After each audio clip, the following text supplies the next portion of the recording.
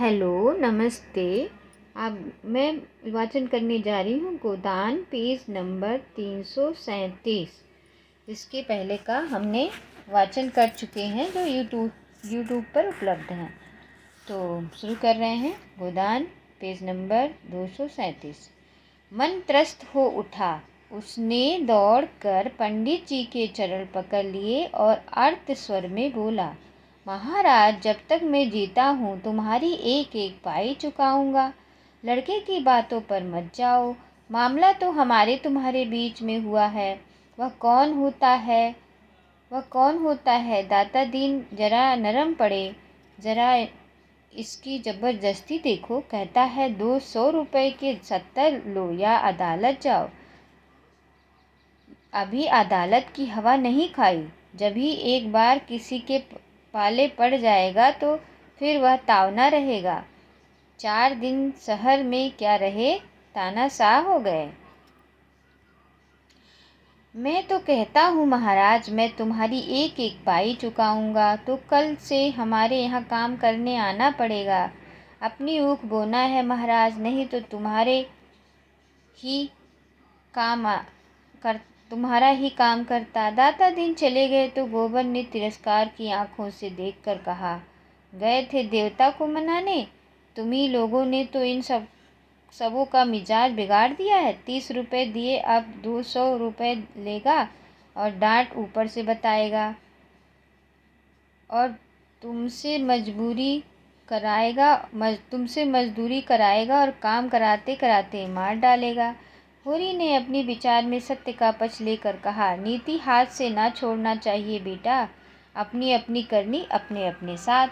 हमने जिस ब्याज पर रुपए लिया वह तो देना ही पड़ेगा, फिर ब्राह्मण ठहरे, इनका पैसा हमें पचेगा।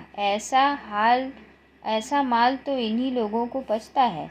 गोबर ने त्योरिया चढ़ाई, नीति छोड़ने को कौन कह रहा है और कौन कह रहा है कि ब्राह्मण का पैसा दबा लो। मैं तो यह कहता हूँ कि इतना सूद नहीं देंगे। बैंक वाले बाहरा आने सूद लेते हैं। तुम 1 रुपये ले लो और क्या किसी को लूट लोगे।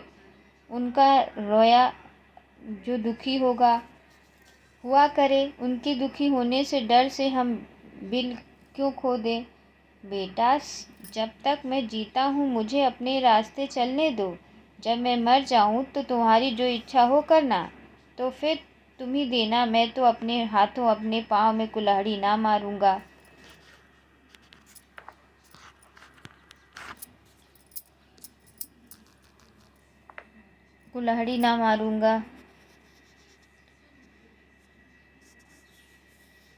सवेरे सवेरे तो फिर तुम ही देना। मैं तो अपने हाथों में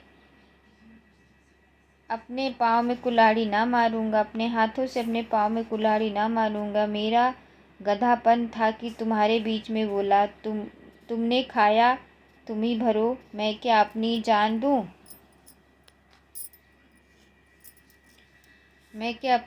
दूं?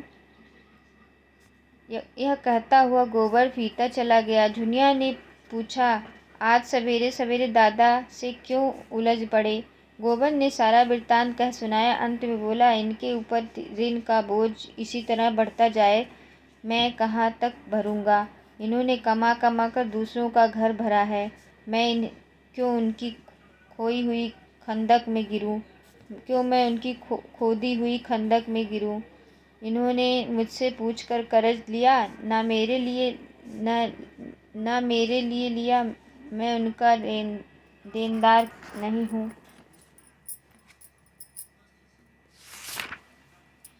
उधर मुखिया में गोबर को नीचा दिखाने के लिए षड्यंत्र रचा जा रहा था।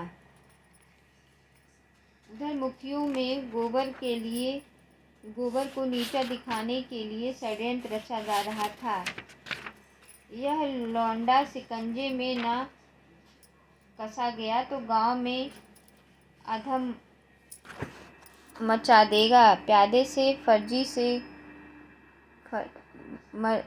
फर्जी हो गया है ना, टेढ़े तो चलेगा ही। जाने कहाँ से इतना कानून सीखाया। कहता है रुपए सैकड़े सूद से बेसी न दूंगा। लेना है तो लो, नहीं अदालत जाओ। रात इसने सारे गांव लौंडों को बटोर कर कितना अनर्थ किया, लेकिन मुखिया में भी ईर्ष्या की कमी न थी। सभी अपने बराबर वालों के परिहास पर प्रसन्न थे। पटेश्वरी और नौखेराम में बातें हो रही थी। पटेश्वरी ने कहा, मगर सबको घर घर की रत्ती रत्ती का हाल मालूम है। झिंगुर सिंह को तो सबों ने ऐसा रंगेदा कि कुछ न पूछो। दोनों ठकुराइनों की बातें सुन सुनकर लोग हंसी के मारे लौट गए। नोखेराम ने ठट्ठा मार कर कहा, मगर नकल सच्ची थी। मैंने कई बार उनकी छोटी बेगम को द्वार पर खड़े लौंडों से हंसी करते देखा, और बड़ी काजल के और सिंदूर और महावर लगाकर जवान बनी रहती है। दोनों में रात दिन छिड़ी रहती है। झुंगरी पक्का बेहया है, कोई दूसरा होता तो पागल हो जाता। सुना तुम्हारी बड़ी भद्दी नकल की, चमरिया के घर में बंद करके पिटवाया। मैं तो बच्चा पर बकाया लगाना का दावा करके ठीक कर दूंगा। वह भी क्या याद करेगा कि किसी से पाला पड़ा था। लगान तो उसने चुका दिया है ना, लेकिन रसीद तो मैंने नहीं दी। सबूत क्या है कि लगान चुका दिया। और यहाँ और हिसाब किताब देखता है। आज ही प्यादा भेजकर बुलाता हूँ। होरी और गोबर दोनों ऊख बोने के लिए खेत सींच रहे थे। अब की ऊख की खेती होने की आशा तो थी, लेकिन इसलिए खेत परती पड़ा हुआ था कि अब बैल आ गए हैं तो ऊख क्यों न बुआई जाए। मगर दोनों जैसे 36 बने हुए थे, ना बोलते थे ना ताकते थे। होरी बैल को हाँक रहा था, गोबर मोटा ले रहा था। सोना रूपा दोनों खेत में पानी दौड़ा रही थी और उनसे झगड़ा हो गया। विवाद का विषय था झिंगुर सिंह की छोटी ठकुराइन पहले खुद खाकर पति को खिलाती है या पति को खिलाकर तब खाती है। सोना कहती पहले वह खुद खाती है। रूपा मत इसके प्रतिकूल था। रूपा ने जिरह की, अगर वह पहले खाती तो क्यों मोटी नहीं। ठाकुर क्यों मोटे हैं, अगर ठाकुर उन पर गिर पड़े तो ठकुराइन पिस जाए। सोना ने प्रतिवाद किया, तू समझती अच्छा खाने से लोग मोटे हो जाते हैं? अच्छा खाने से लोग बलवान होते हैं, मोटे नहीं होते। मोटे वे होते हैं जो घास पात खाने से। तो ठाकुराइन ठाकुर से बलवान है, और क्या। अभी उस दिन दोनों में लड़ाई हुई थी तो ठाकुराइन ने ठाकुर को ऐसा धकेला कि उसके घुटने फूट गए। तो तू भी पहले आप खाकर तब जीजा को खिलाएगी, और क्या। अम्मा तो पहले दादा को खिलाती हैं, तब तो जब देखो तब दादा डांट देते हैं। मैं बलवान होकर अपने मर्द को काबू में रखूंगी। तेरा मर्द तुझे पीटेगा, तेरी हड्डियां तोड़ कर रख देगा। रूपा रुआसी होकर बोली, क्यों पीटेगा? मैं मार खाने का काम भी ही न करूंगी। वह कुछ न सुनेगा। तूने जरा भी कुछ कहा और वह मार चलेगा। मारते मारते तेरी खाल उड़ेलेगा। रूपा ने बिगड़कर सोना की साड़ी दांतों से फाड़ने की चेष्टा की और असफल होने पर चुटकियां काटने लगी। सोना और चिढ़ाया, वह तेरी नाक भी काट लेगा। इस पर रूपा ने बहन को दांत से काट खाया। सोना की बाह लहूलुहान गई। उससे रूपा को जोर से ढकेल दिया। वह गिर पड़ी और उठकर रोने लगी। सोना भी दांतों की निशान देखकर रो पड़ी। उन दोनों का चिल्लाना सुनकर गोबर गुस्से से भरा हुआ आया और दोनों को दो घूंसे जड़ दिया। दोनों रोती हुई निकल कर घर चल दी। सिंचाई का काम रुक गया। इस पर पिता पुत्र में एक झड़प हो गई। होरी ने पूछा, पानी कौन चलाएगा? दौड़े दौड़े गए, दोनों को भगा आए। अब जाकर मना क्यों नहीं लेते? तुम्ही ने इन सब को बिगाड़ रखा है। इस तरह मारने से और निर्लज्ज हो जाएंगे। 2 जून खाना बंद कर दो, आप ही ठीक हो जाएंगे। मैं उनका बाप हूँ, कसाई नहीं हूँ। पाँव में एक बार ठोकर लग जाने के बाद किसी कारण से बार बार ठोकर लगती है और कभी कभी अंगूठा पक जाता है और महीनों कष्ट देता है। पिता और पुत्र के सद्भाव को आज उसी तरह की चोट लग गई थी और उस पर ये तीसरी चोट पड़ी। गोबर ने घर जाकर झुनिया को खेत में पानी देने के लिए साथ लिया। झुनिया बच्चे को लेकर खेत में आ गई। धनिया और उसकी दोनों बेटियां बैठी ताकती रहीं। माँ को भी गोबर की यह उद्दंडता बुरी लगती थी। रूपा को मारता तो वह बुरा ना मानती, मगर जवान लड़की को मारता वह उसके लिए असहाय था।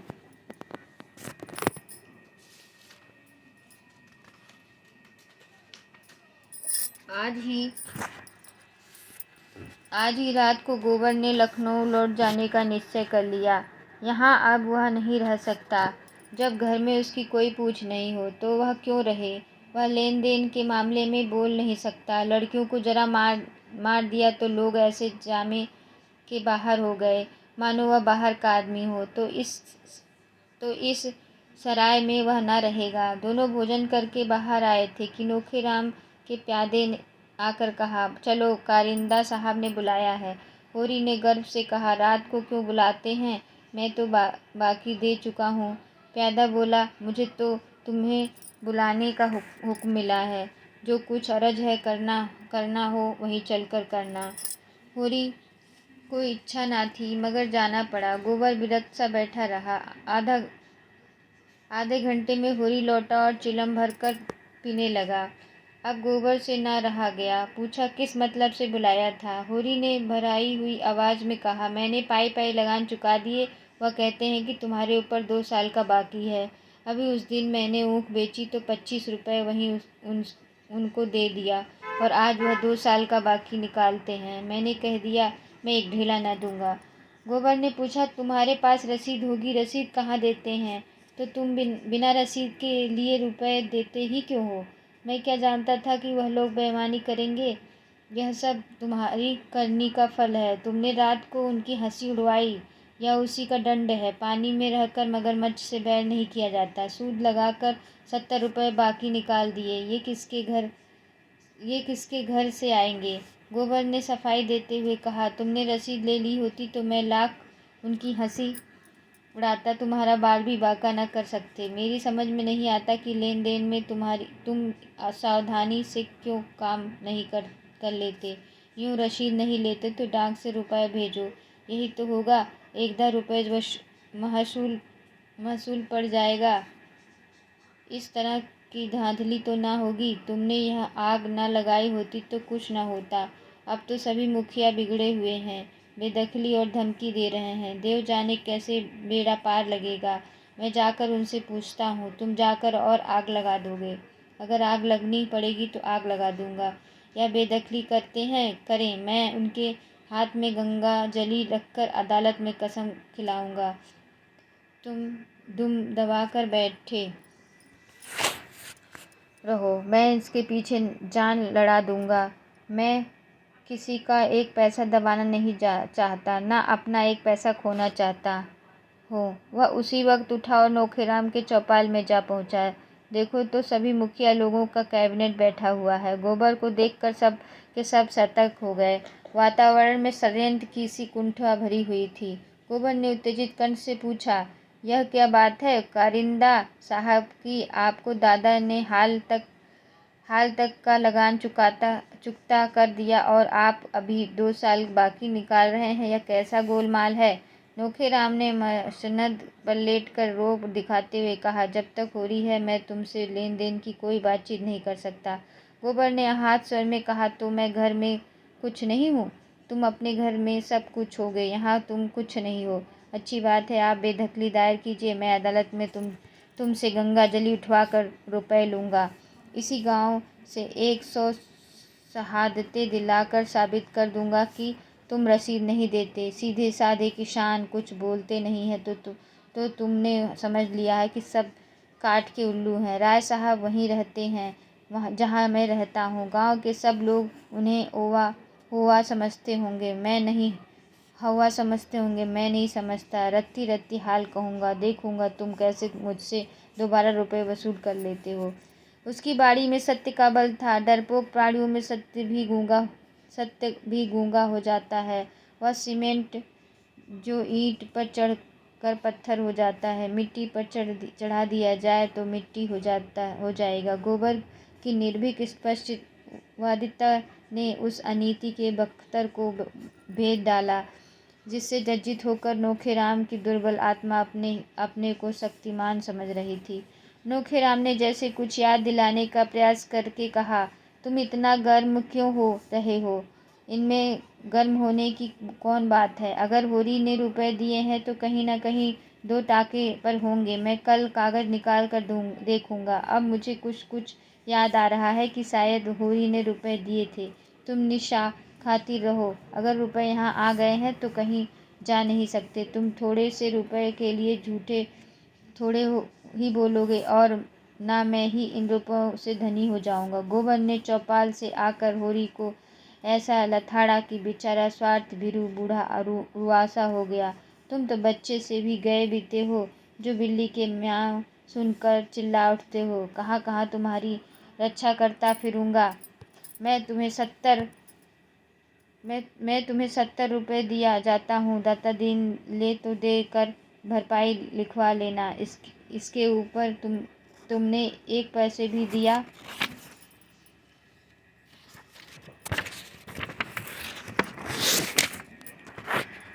तो फिर मुझसे 1 पैसा भी ना पाओगे। मैं परदेश में इसलिए नहीं पड़ा हूँ कि तुम अपने को लुटवाते रहो और मैं कमा कमा कर भरता रहूँ। मैं कल चला जाऊँगा, लेकिन इतना कह देता हूँ, किसी से 1 पैसा उधार मत लेना और किसी को कुछ मत देना।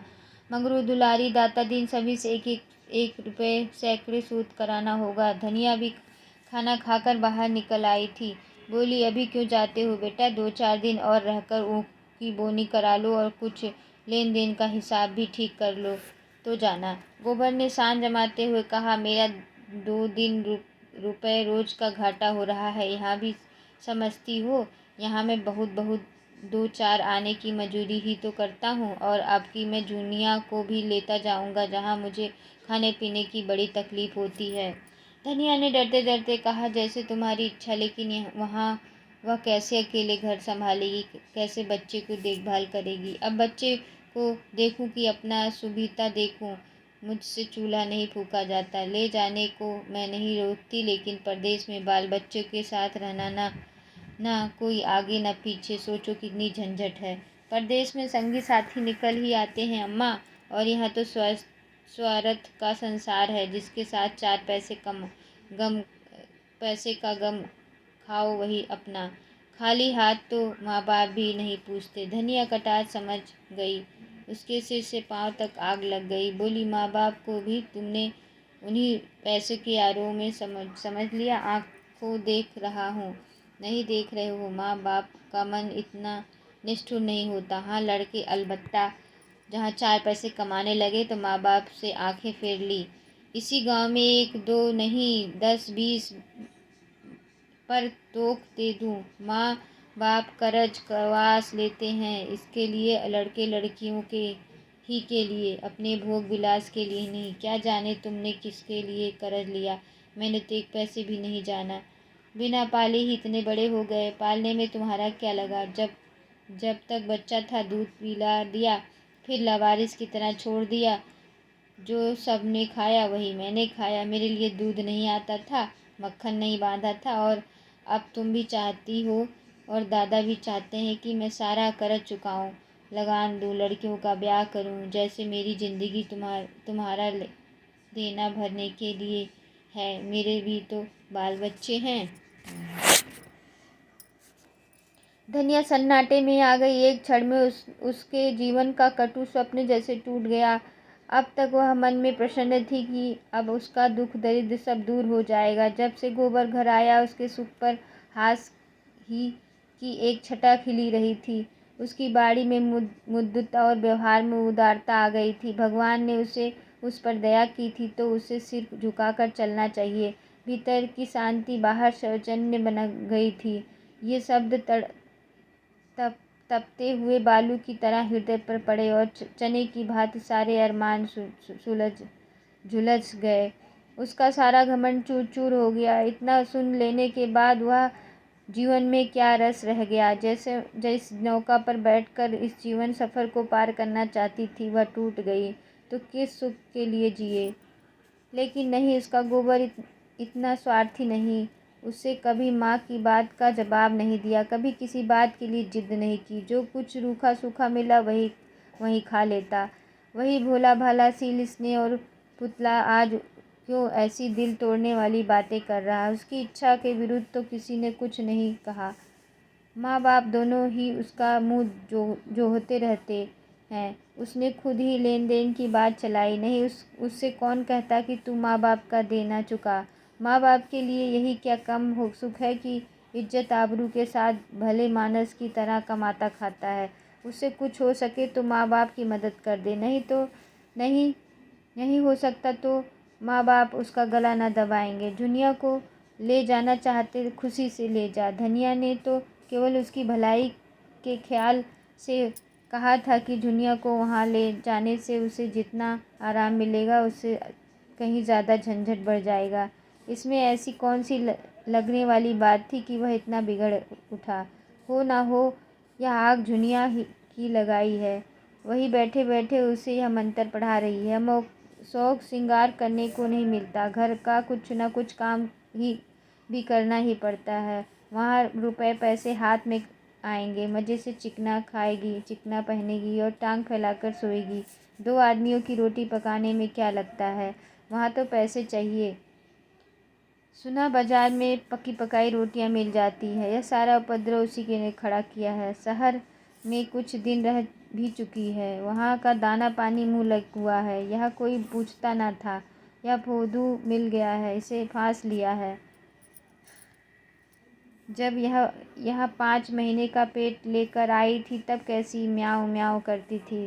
तब यहाँ शरण ना मिली होती तो आज कहीं भीख मांगती होती। यह उसी नेकी का बदला है। इसी चुड़ैल के पीछे दंड देना पड़ा। बिरादरी में बदनामी हुई, खेती टूट गई, सारी दुर्गत हो गई। और आज यह चुड़ैल जिस पत्तल में खाती उसी में छेद कर देती। पैसे देखे तो आँख हो गई, तभी ऐठी ऐठी फिरती है। मिजाज नहीं मिलता। आज लड़का 4 पैसे कमाने लगा है ना। इतने दिनों बाद बात नहीं पूछी तो सास का पाँव दबाने के लिए तेल लिए दौड़ती थी। डायन इसके जीवन की निधि को उसके हाथ से छीन लेना चाहती है। दुखित स्वर में बोली, यह मंत्र तुम्हें कौन दे रहा है बेटा? तुम तो ऐसा ना थे। माँ बाप तुम्हारे ही हैं, बहनें तुम्हारी ही हैं, घर तुम्हारा ही है। यहाँ बाहर का कौन है? और हम क्या बहुत दिन बैठे रहेंगे? घर की मर्यादा बनाए रखेंगे तो तुम्हें ही सुख होगा। आदमी घर वालों ही के लिए धन कमाता है और किसी के लिए अपना पेट तो सूअर भी पाल लेता है। मैं ना जानती थी कि दुनिया नागिन बनकर हम ही को डसेगी। गोबर ने तिनक कर कहा, अम्मा मैं नादान नहीं हूँ कि दुनिया मुझे मंत्र पढ़ाएगी। तुम उसे नाहक कोस रही हो। तुम्हारी गृहस्थी का सारा बोझ मैं ना उठा सकता। मुझे जो कुछ हो सकेगा तुम्हारी मदद कर दूंगा, लेकिन अपने पाँव में बेड़ियाँ नहीं डाल सकता। दुनिया भी कोठरी से निकल कर बोली, अम्मा जुलाहे का गुस्सा दाढ़ी पर ना उतारो। कोई बच्चा नहीं है कि मैं फोड़ दूंगा। अपना अपना भला बुरा सब समझते हैं। आदमी इसलिए नहीं जन्म लेता कि सारी उम्र तपस्या करता रहे और एक दिन खाली हाथ मर जाए। जब सब जिंदगी का कुछ सुख चाहते हैं, सबकी लालसा होती है कि हाथ में 4 पैसे हों। धनिया ने दांत पीस कर कहा, अच्छा दुनिया, बहुत ज्ञान ना बखार। अब तू भी अपना भला बुरा सोचने जोग हो गई। जब यहाँ आकर मेरे पैर पर सिर रखे रो रही थी तब अपना भला बुरा नहीं सूझा था। उस घड़ी हम भी अपना भला बुरा सोचने लगते तो आज तेरा कहीं पता ना होता। इसके बाद संग्राम छिड़ गया। ताने मेहने, गाली गलौज, थुक्का गाजीहत, कोई बात ना बची। गोबर भी बीच बीच में डंक मारता जाता था। होरी बरोठे में बैठा सब कुछ सुन रहा था। सोना और रूपा आंगन में सिर झुकाए खड़ी थी। दुलारी, पुनिया और दुलारी, पुनिया और कई स्त्रियां बीच बचाव करने आ पहुंची। गर्जन के बीच में कभी कभी बूंदें भी गिर जाती थी। दोनों ही अपने अपने भाग्य को रो रही थी, दोनों ही ईश्वर को कोस रही थी और दोनों अपनी अपनी अपने अपने को निर्दोषी सिद्ध कर रही थी। दुनिया गड़े मुर्दे उखाड़ रही थी। आज उसे हीरा और शोभा से विशेष सहानुभूति हो गई थी, जिन्हें धनिया ने कहीं का न रखा था। धनिया की आज तक किसी से ना पटी थी, तो दुनिया से कैसे पड़ सकती थी। धनिया अपनी सफाई देने की चेष्टा कर रही थी, लेकिन न जाने क्या बात थी कि जनमत दुनिया की ओर था। शायद इसलिए कि दुनिया संयम हाथ से न जाने देती थी और धनिया आपे से बाहर थी। शायद इसीलिए भी कि दुनिया अब कमाऊ पुरुष की स्त्री थी और उसे प्रसन्न में रखने में ज़्यादा मसहलत थी। तब होरी ने आंगन में आकर कहा, मैं तेरे पैर पड़ता हूँ धनिया, चुप रह, मेरे मुंह में कालिक मत लगा। हाँ, अभी मन ना भरा हो तो और सुन। तो अब आगे कल। धन्यवाद।